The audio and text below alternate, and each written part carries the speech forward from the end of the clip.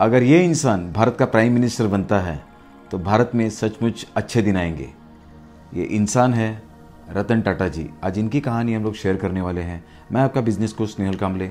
आज तक मैंने इस इंडिया में 4 लाख से भी ज़्यादा एंटरप्रेन्योर्स को ट्रेनिंग, कोचिंग और कंसल्टिंग के ज़रिए उनके बिजनेसेस को 10 गुना से भी ज़्यादा बढ़ोतरी अचीव करके दे चुका हूँ। और काफ़ी सारे मेरे एंटरप्रेन्योर्स फ्रेंड्स हैं जो मुझे पूछते हैं कि हमारे बिज़नेस में हमको क्या करना चाहिए। तो मैं बोलूँगा, आपको अगर आपका बिज़नेस बढ़ाना है तो आपको रतन टाटा के जैसा एटीट्यूड रखना पड़ेगा। तो आइए जानते हैं रतन टाटा के बारे में। ऐसा क्यों बोल रहा हूँ कि अगर प्राइम मिनिस्टर बनेंगे तो भारत में सच में अच्छे दिन आएंगे। तो उनके बारे में एक स्टोरी है। जैसे कि आप जानते हैं कि 26 नवंबर 2008 को एक ज़बरदस्त हमला हुआ था ताज होटल पे। और ये हमला इतना दर्दनाक था कि काफ़ी सारे लोगों की जान चली गई और काफ़ी सारे लोग इसमें इंजर्ड हो गए। तो उसके बाद रतन टाटा जी ने जो किया, तो उनके बारे में उनको कहा जाता है कि ये कोई भगवान ही कर सकता है। तो देखिए उन्होंने क्या किया और इससे हमको सबक लेना चाहिए कि एक एंटरप्रेन्योर का एटीट्यूड कैसे होना चाहिए। तो सबसे पहले जैसे ही हमला हुआ, आपको पता है कि उस हमले के बाद कम से कम 6 महीने तो वो होटल बंद रहा। मतलब 6 महीने तक होटल की आमदनी बिल्कुल रुकी रही। तो उस वक्त क्या किया रतन टाटा जी? तो रतन टाटा ने उस वक्त किया कि जो भी सब एम्प्लॉयज़ थे, मतलब हर एक कैटेगरी के एम्प्लॉयज़ थे, जिन्होंने यहाँ तक कि मतलब एक दिन पहले ही होटल क्यों ना ज्वाइन किया हो। मतलब 26 नवंबर को अगर वहाँ पे हमला हुआ था और किसी ने 26 नवंबर के पहले, मतलब 25 नवंबर के दिन अगर एक दिन पहले भी अगर होटल ज्वाइन किया था, तो उन सब लोगों को रतन टाटा जी ने इसी तरह से ट्रीट किया जैसे कि वो ऑन ड्यूटी थे 6 महीने तक। मतलब 6 महीने, अगले 6 महीने उनको वो सैलरी मिलती रही मनी ऑर्डर से। यहाँ तक कि जो लोग उसमें इंजर्ड हो गए उनको रिलीफ और असिस्टेंस दिया गया। जो जख्मी हुए थे और जो उसमें मारे गए थे, सबके लिए एक रिलीफ और असिस्टेंस सेट किया गया। रिलीफ और असिस्टेंस वहाँ तक एक्सटेंड किया गया।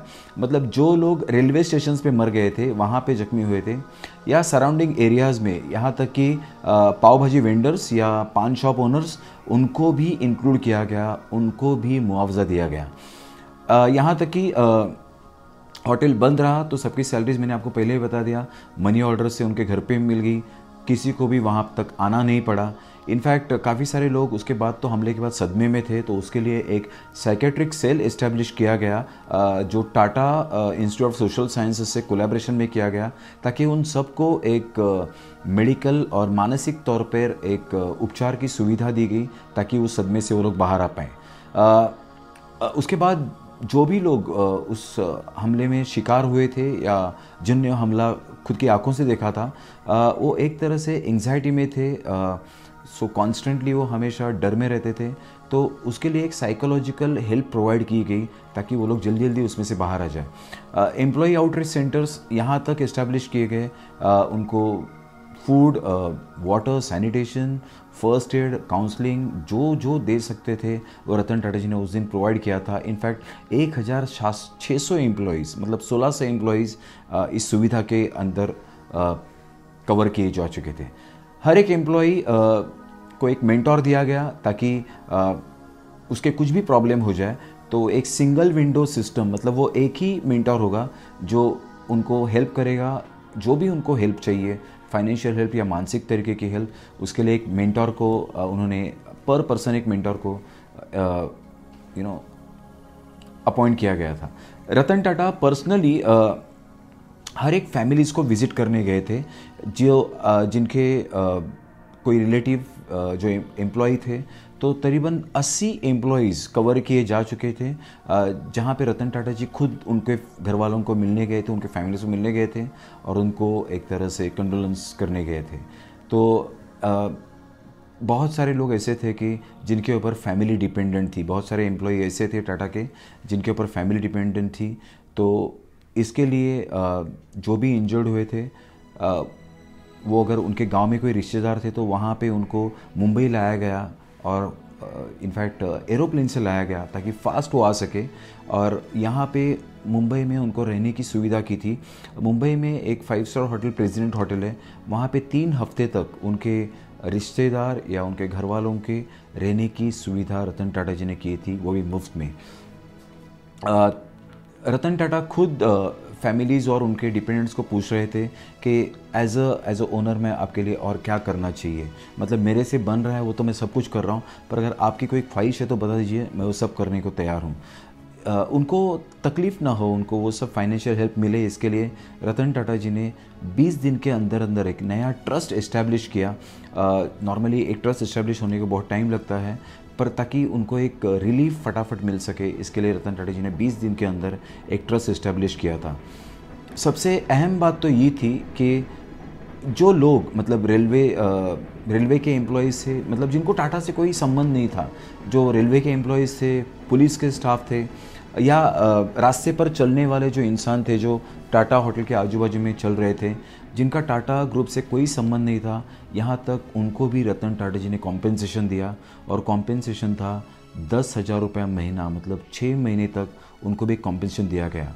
एक 4 साल की एक लड़की, एक छोटी लड़की जो अपने दादा के साथ वहाँ पे एक स्टॉल पे आई थी, और उसको भी 4 बुलेट्स लगे थे। उसमें से सिर्फ एक ही बुलेट सरकारी अस्पताल में निकाल पाए, 3 बुलेट्स उसके अंदर बॉडी में रह गई थी।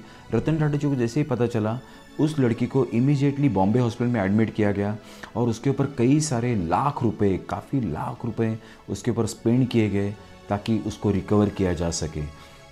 जिन जिन लोग जो ठेले लेके काम कर रहे थे, मतलब किसी का पाव भाजी का ठेला था, किसी का वड़ा पाव का ठेला था, किसी का और कोई ठेला था, पान का शॉप था, उन सबको नए स्टॉल्स बना के दिए गए, या उनकी जो गाड़ियाँ थी वो मरम्मत करके दिया, नई गाड़ियाँ उनको देने का प्रबंध किया था।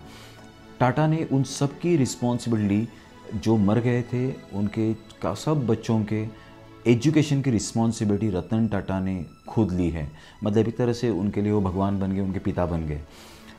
सबसे दुखद बात तो ये थी कि मतलब एक ट्राइंग पीरियड रतन टाटा जी के लिए ये था कि उनके ऑर्गेनाइजेशन से काफ़ी सारे लोग मर चुके थे, तो उसके लिए रतन टाटा खुद और उनके सीनियर मैनेजर्स हर एक फ्यूनरल को खुद अटेंड करने जा रहे थे। मतलब उस हमले के 3 दिन के बाद रतन टाटा और उनके सीनियर ऑफिसर्स सिर्फ उनके फ्यूनरल्स, मतलब उनकी अंत्य यात्रा में शरीक होने गए थे। सेटलमेंट पीरियड, अब आते हैं फाइनेंशियली क्या हेल्प की। सेटलमेंट पीरियड, सेटलमेंट अमाउंट जो थे वो इतने अमाउंट थे कि हर एक मेंबर को 36 लाख से लेके 85 लाख तक, मतलब ऑलमोस्ट करोड़, अगर डॉलर्स में देखेंगे तो 2200 यूएस डॉलर्स तक, in addition to the following benefits उनको दिए गए। मतलब उनके जो नॉर्मल जो बेनिफिट्स जो मिलने वाले थे उससे ज़्यादा रतन टाटा जी ने 36 से 86 लाख तक उनको बेनिफिट दिए।